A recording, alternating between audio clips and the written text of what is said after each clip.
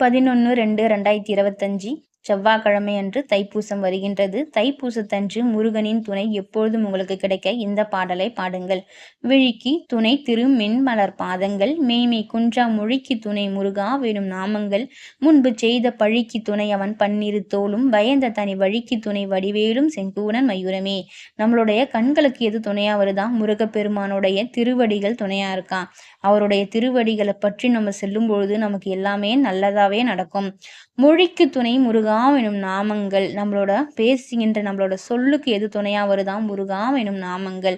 முருகா அப்படின்னு நீங்க சொல்றப்ப உங்களோட சொற்கள் எல்லாமே நல்லவையாவே அமையும். அப்ப என்ன கவலை, உங்களுக்கு எல்லாமே நல்லதாவே நடக்கும்.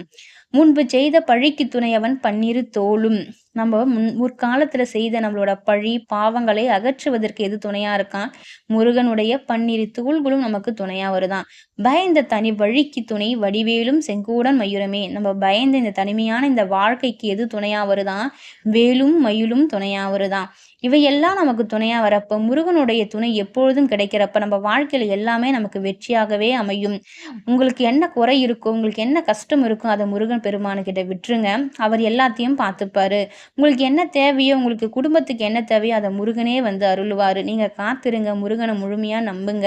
எல்லாமே நல்லதாவே நடக்கும். வெற்றிவேல் முருகனுக்கு அரோகரா. இந்த தகவல் பிடித்திருந்தால் லைக் பண்ணுங்க, ஷேர் பண்ணுங்க, கமெண்ட் பண்ணுங்க. நன்றி.